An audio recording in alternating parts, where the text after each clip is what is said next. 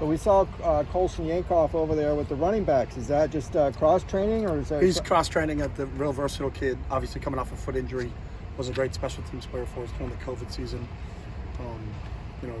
Had played receiver, has the ability to do some things coming out of the backfield. We're using him in a couple different spots, but he's still coming off of the foot, so he's not 100% in terms of everything in practice. There's just segment parts for him, so we'll see what that leads to. So it's possible he could get carries at that position? Yeah, we don't have any game plan things like that, but he can play running back, he can play receiver, he can play tight end. So okay. The more versatile you are when you're not a starter, the better off you are. Okay. We see some orange jerseys going on today. What does that mean? We're playing Bowling Green in a week. Scout team. Yeah, all right. We start next Saturday, September 3rd. I'll make sure to. We're going to play a football game. I'll it's supposed to be at the Rose Bowl, from what I understand.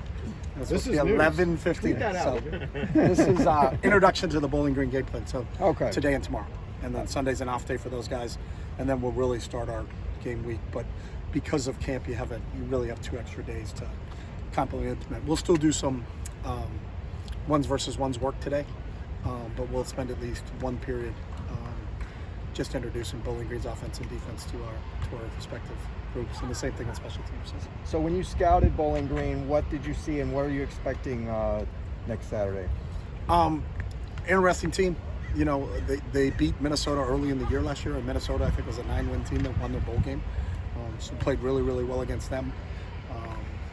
We're up and down in the MAC during the season, finished off with a big win over Ohio. They seem like they're a pass-first offense. Their quarterback is a really good, he can do some things. He can create and make plays on the run. They've got a bunch of tight ends. They're going to be multi-in formations. Defensively, they're a 3-4 team that was really, really good. I think they led the conference in rush defense last year. They returned 9 starters on the defensive side of the ball. So, a good, really well-coached team. I've known Scott for a while. I think he does a really good job with those guys. They play hard when you watch them on tape. So, we're very aware. I think especially when you watch what they did to Minnesota at Minnesota last year. They were really physical in that football game. So it was, it's a good football team. Does that help get the attention of your guys, saying, hey, they beat Minnesota on the road last year? I think so. When you look at what Minnesota done and what PJ's done there, I think Minnesota was a 9-win team last year and won a bowl game. So, I think that in its own right will tell you that every week you got to be prepared for whoever you're playing. So, I think that will catch your attention. So that's one of the games we've used in our breakdowns on both sides of the ball. You've said in the past, getting pressure from a 4-man rush is really key. It seems like you went into the transfer portal looking to try to improve that. Mm-hmm.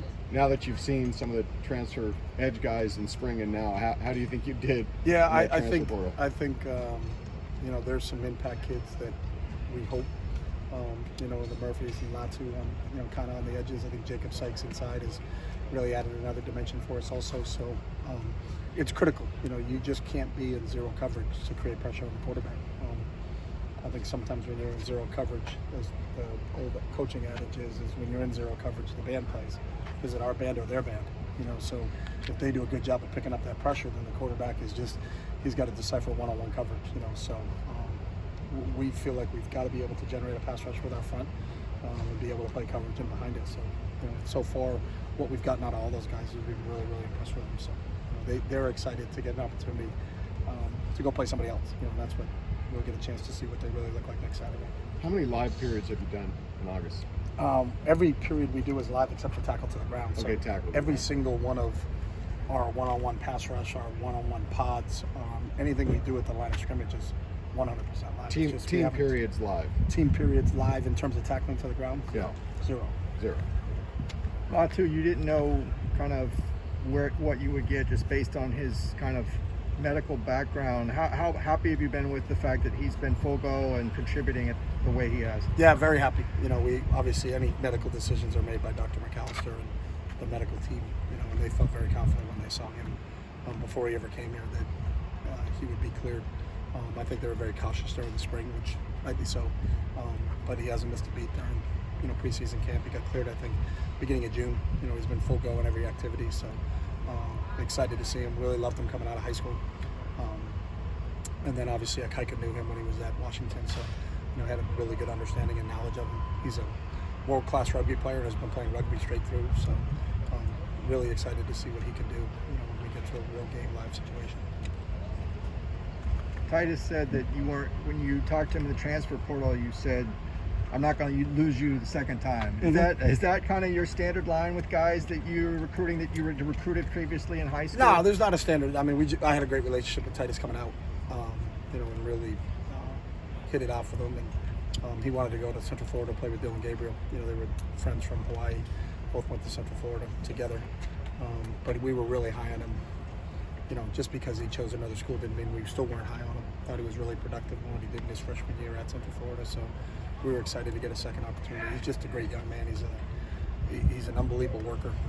But he's just a great kid to be around. He's got a smile on his face. He's one of those kids that's got an infectious personality.